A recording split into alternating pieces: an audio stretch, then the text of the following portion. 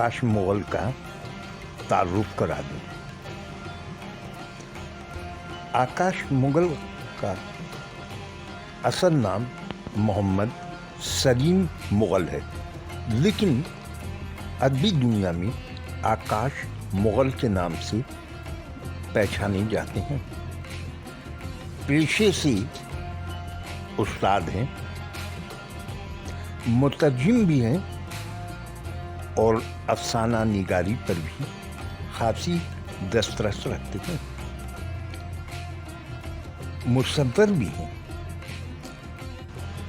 और pencil sketch बहुत खूबसूरत बनाते हैं।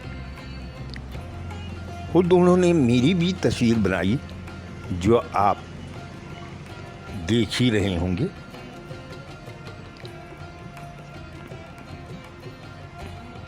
इस वक्त वो गवर्नमेंट डिग्री कॉलेज कंडियारो में लेक्चरर हैं, लेकिन रहाइश महरापुर जंक्शन ज़िला नौशेरो फिरोज में है। जी हाँ, वही महरापुर जिसकी शोहरत दूर दूर तक है। लिखने लिखाने का शौक़ बचपन ही से था। ज़माना तब तालिब इल्मी में मुख्तलिफ अखबारात में बच्चों के लिए कहानियाँ लिखा करते। उर्दू, सिंधी, पंजाबी, सराइकी, रचनावी और हरियाणवी ज़बानों के अफसानों को उर्दू में भी तर्जुमा करते रहते हैं। खुद भी उर्दू, सिंधी और हरियाणवी में लिखते हैं। बहैसियत सहाफ़ी मुख्तलिफ अखबारात में काम किया। मुसव्विरी से खुसूसी शगफ है जिसका जिक्र मैंने पहले भी किया। एक अरसे तक सिनेमा हॉलों पे लगने वाली वो बड़ी बड़ी कद आदम तस्वीरें, बैनर्स बनाया करती थी और अदाकारी के भी शौक़ रहा। स्टेज पर अदाकारी किया करते थे, लेकिन कलम में अब भी वही रवानी है।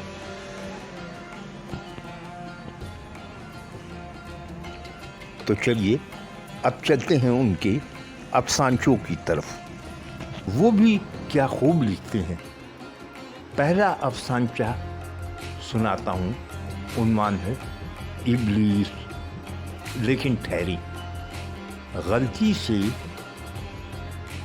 ये अफसानचा मैंने एक दूसरे कलमकार का समझकर उनके अफसानचों में शामिल कर दिया था, मगर ये अफसानचा आकाश मुगल का है। तो चलिए सुनते हैं।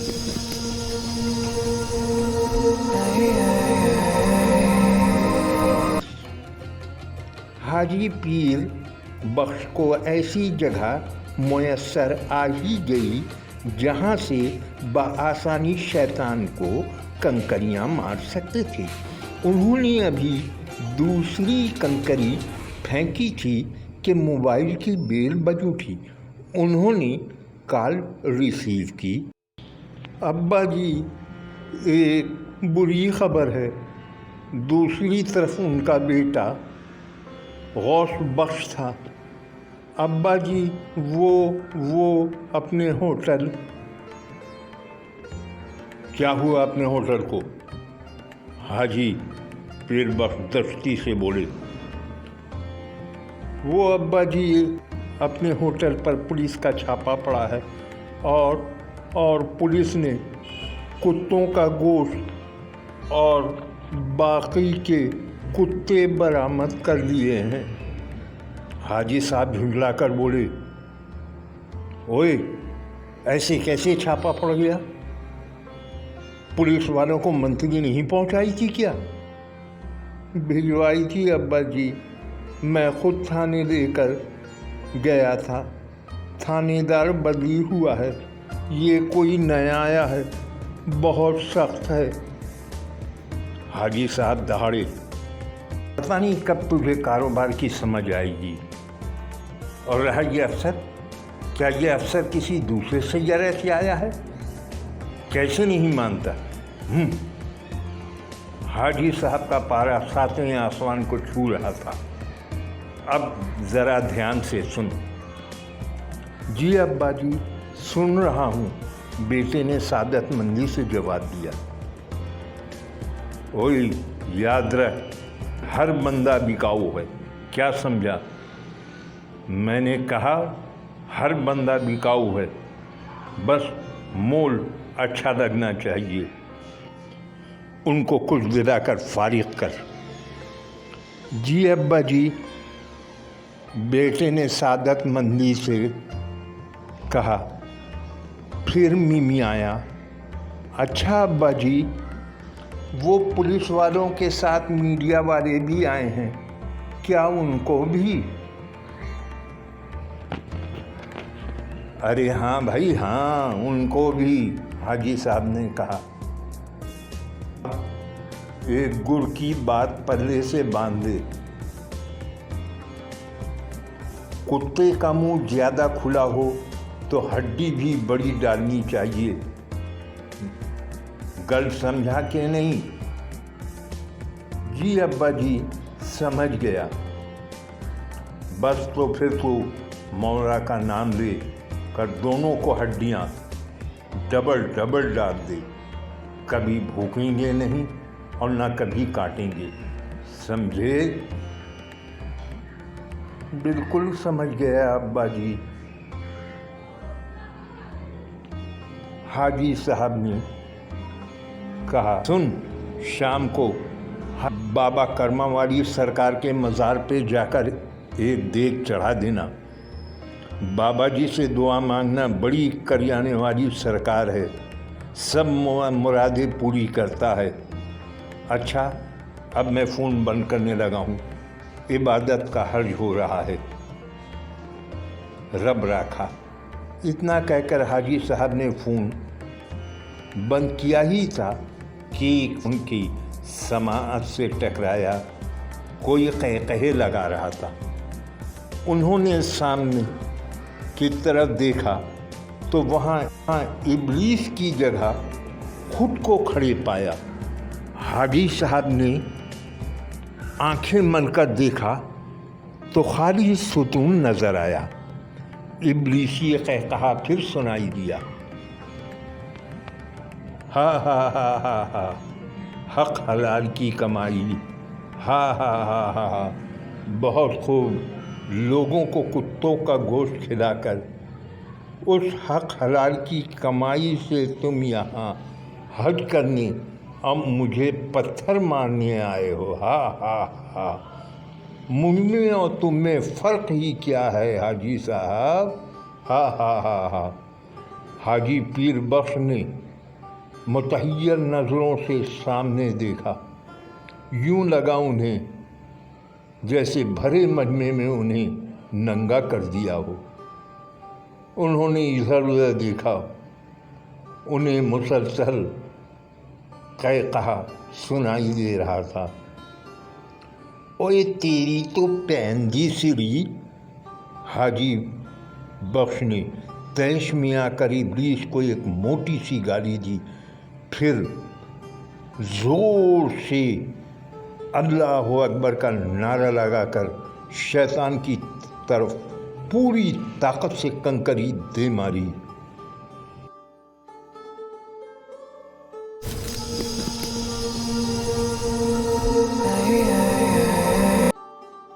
अब सुनते हैं आकाश मोल का बदउन्वान। ये लें सर, ये रही आपकी मिठाई। नाक़िस मटेरियल इस्तेमाल करने वाले सरकारी ठेकेदार ने नोटों से भरा बैग इंजीनियर साहब के हवाले करते हुए कहा, अब तो हमारा काम हो जाएगा ना। नोटों से भरे बैग को छूते ही इंजीनियर की حریص آنکھوں کی چمک مزید بڑھ گئی۔ ہاں ٹھیک ہے، لیکن کیا سر؟ آج کل خفیہ ادارے بہت متحرک ہو گئے ہیں۔ انجینئر صاحب نے کہا، تمہیں یہ بیگ لے کر یہاں نہیں آنا چاہیے تھا، بلکہ میرے گھر۔ ابھی اس نے اتنا ہی کہا تھا کہ ایک آواز گونجی، یو آر انڈر اریسٹ۔ محکمہ انسداد رشوت ستانی کا اعلیٰ افسر اپنے ماتحت عملے سمیت اندر آ گیا۔ سرکاری افسر کے اشارے پر ایک اہلکار نے آگے بڑھ کر انجینئر کے ہاتھوں میں ہتھکڑیاں پہنا دیں۔ نوٹوں سے بھرا بیگ اپنی تحویل میں لے لیا۔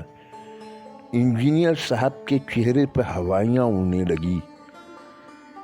سر، میں آپ سے علیحدگی میں بات کرنا چاہتا ہوں۔ کیا بات کرو گے تم؟ اعلیٰ افسر نے درست لہجے میں کہا۔ تمہارے خلاف رشوت دینے، آمدنی سے زائد ناجائز اثاثے بنانے سمیت دیگر بدعنوانیوں کے کافی شکایت ملی ہیں۔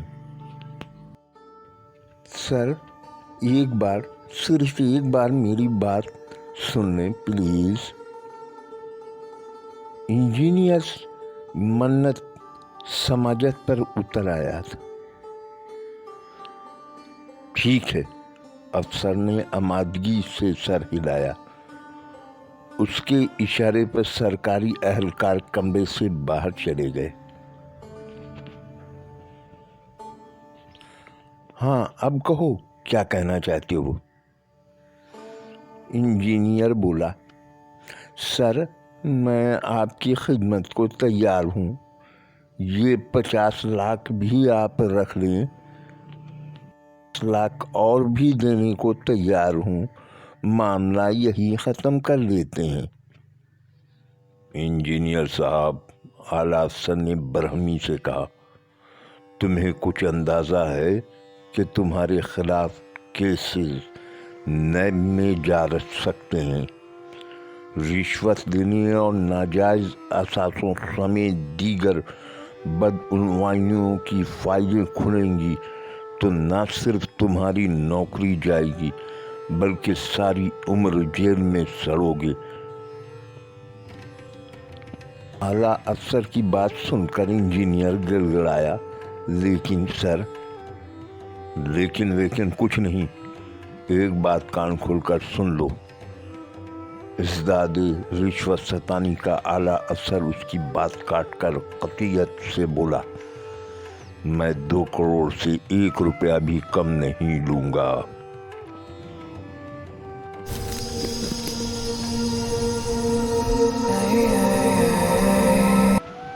ایک اور خوبصورت افسانچہ سنیں۔ اسے تحریر کیا ہے آکاش مغل نے۔ عنوان ہے کفن۔ موٹر سائیکل بازار کے وسط میں واقع دکان کے سامنے رکی۔ 2 افراد نیچے اترے۔ ان میں سے ایک نوجوان جبکہ دوسرا ادھیڑ عمر تھا۔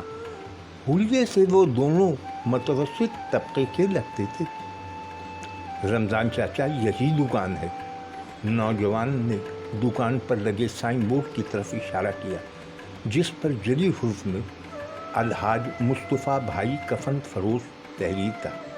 نیچے کی لائن میں لکھا تھا، ہمارے یہاں سرے سلائے تیار کفن بارعایت دستیاب ہیں۔ وہ دونوں دکان میں داخل ہوئے، جہاں 400 اگربتی کی تیز خوشبو پھیلی ہوئی تھی۔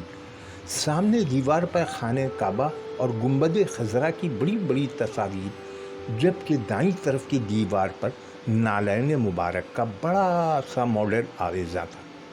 کاؤنٹر کے ایک کونے میں شیشے کا چندہ بکس رکھا ہوا تھا جس میں مختلف مالیت کے کرنسی نوٹ پڑے نظر آ رہے تھے۔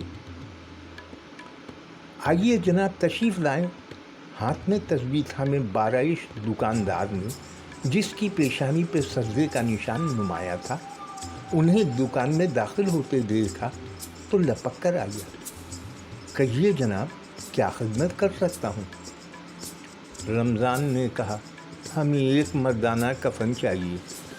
دکاندار سینے پر ہاتھ رکھ کر بولا، ملے گا، ضرور ملے گا۔ الحاج مصطفیٰ بھائی کی دکان پر آپ کو سلے سلائے کفن بر وقت تیار ملے گی۔ یہ کہہ کر وہ اٹھا اور ایک شاپر لا کر ان کے سامنے رکھ دیا۔ یہ لے جناب، اس میں کفن کے ساتھ عطر اور صابن بھی موجود ہے۔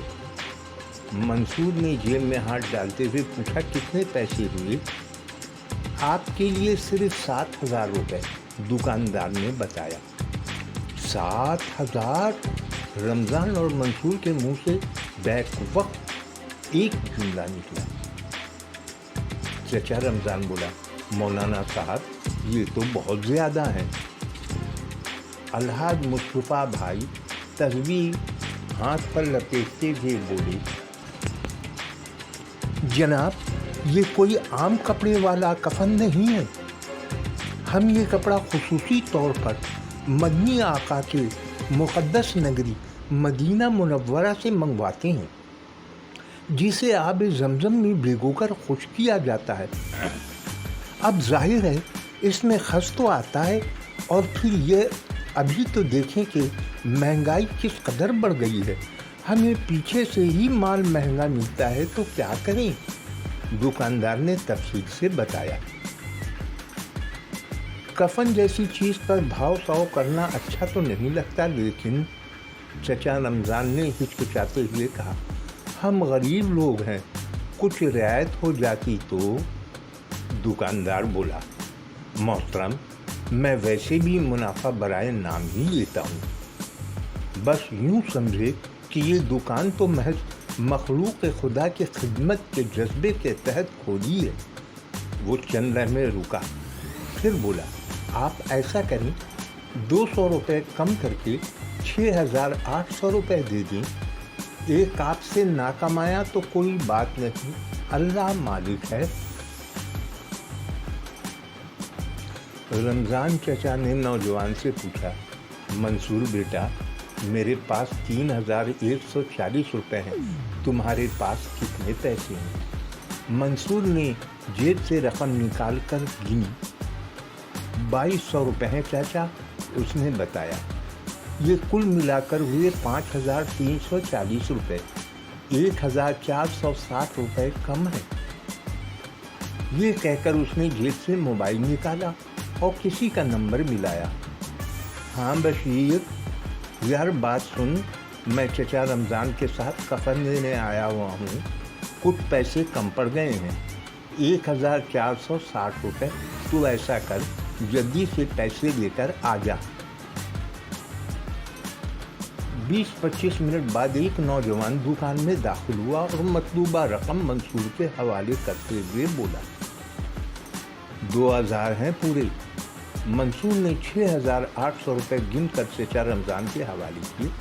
چچا رمضان نے دکاندار کو رقم دی۔ تینوں افراد کفن کی تھیلی اٹھا کر چلے گئے۔ اب لو شکرے، رمضان کے جاتے ہی الحاج مصطفیٰ نے ملازم کو آواز دی، ایک آخری پیس بچا تھا، وہ بھی چلا گیا، تو ذرا کریم سیٹھ کو فون لگا اور لٹھے کی 10 تھان منگوا کر رمجو درزی سے کفن سلوا لے، اور ہاں سے کہیو کہ لٹھے کو پانی میں ڈبو کر بھیجا کرے، ہمارے یہاں میونسپل کا پانی نہیں آ رہا ہے آج کل۔